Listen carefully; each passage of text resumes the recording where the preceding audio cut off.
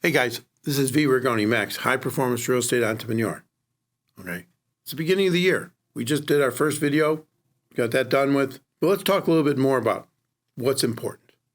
Before we do that, let's subscribe to the channel, right? And if you like the video, let's hit the like button and leave a comment or a question. All right, so again, I've had this question asked to me a lot. How will you guys do so much?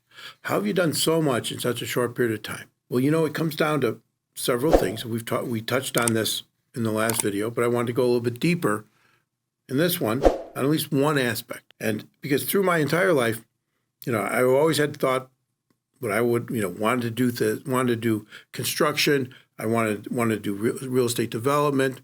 And my business partner at the time, didn't want to do as much. Wanted to keep it small. Wanted to keep it little. Okay, didn't want to pay a lot of taxes. Now, what I should have done is I should have moved on. But that just didn't work out too well because that person was my father. And so then you take on a secondary role. And being Italian, we're extraordinarily loyal. And so, hey, you live with what you live with. But now I'm in a different phase in my life, right? Now I'm older. Yes, we built out a financial practice. But the bottom line is this, guys. This is what I have found. There's a book. Think Big and Grow Rich. I read that book every year at about this time of the year. I read it every year. Think and Grow Rich. All right. Now, I add my own spin to it, and that's think big. You have to be able to learn to think big. If you don't learn to think big, there's like people who want to get in the restaurant business and they want to open up a restaurant. Well, God bless them. Or any other business. A laundromat, whatever. Now, for most people, just the fact that they want to do that alone is thinking big, way beyond what most people will do, because most people can't get past the concept of just getting a paycheck. But in the world of business, that is so small. That is thinking so small. How do you scale that? See, when you get into business, one of the first words you learn to define that you're taught is to scale. How do you scale? And that means, how do you grow? How do you multiply? If you just want a business where, because a single business, in most cases, will just be a job, will just replace your current income. And in most cases, it probably won't even give you the benefits that you had. But hey, maybe it's a successful business, a small business. You start it yourself and you just want to be your own boss. That's great. That's, like I said, that's thinking really big. But in reality, it's thinking small.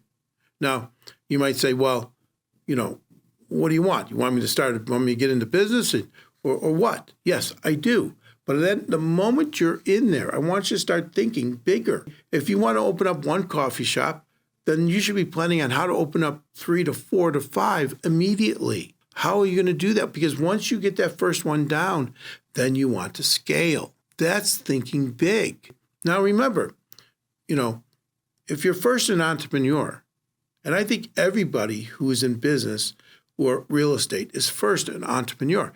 It is the vehicle they choose to drive that'll have to do with what they need to learn and what they need to execute on. But the reality is that, if you're in the restaurant business, you're going to have to understand the restaurant business. If you're an auto mechanic, you have to understand that business. Yes, you know how to turn wrenches, but you have to understand business in order to scale. Okay? If you're in the real estate business, you're buying real estate, it is a business first. Otherwise, you're just a guy who bought a rental property. Don't be the guy who just bought a rental property. Even 2 or 3. Be the guy that owns 100 units, that owns 200 doors, that owns 4 apartment buildings. That's what you want to think about, because as you go, as you learn, it gets easier. The financing gets easier. Raising capital to do this, because, you don't have all the money in the bank. You're going to have to raise capital in most cases. Friends, family to begin with. Right? These are all very important things, aspects of what we're talking about here. But to encompass all of it, if you're not thinking big enough, you will stay small. Yes, you could say, yes, I own my own shop, whatever that shop is. It could be an accounting practice. It could be a financial practice. It could be, like I say, a car repair store. It could be a boat repair, whatever. Yes, you own it. And you thought, and the reality is you've thought bigger than 90% of the rest of the population. But now the question is, can you get past that? Can you get past yourself? Can you take it on? Can you scale? I used to go to a business breakfast. It was a business breakfast meeting, Business International, BNI, it was called, and what they would do is, there was a guy there that represented, he was a CFO. And he would sit there and he'd say every single week that if you can't replace yourself in your business, you don't really have a business. You just have a job. He would sit there every week and tell these people, and many of them just owned one business, and many of them had to go to that business every week and be their number one employee. Don't be your number one employee. That's what he was trying to teach people. I mean, he had an MBA from University of Chicago. He was an older guy, but he had wisdom. He had wisdom. He understood the need to scale. Example, there was a guy in the group. He ran in one of these companies where they do the gates, where they had the automatic gates. Well, he had a massive heart attack. And there was nobody there to run his business. This man stepped in and ran his business for him. Now, did he ever run an automatic gate company? You know, the big gates that open and close and they're all motorized? No. But he understood business, and so he was able to walk in, and by the time this guy, a friend of mine, came back to work, he had his whole business running in a different direction. Now this guy's scaling. Now, I'm not saying go have a massive heart attack so you can bring it, you can get lucky enough to not lucky to have the heart attack, but lucky enough to have somebody to come in and wanted to help you that understood business. You need to understand the business.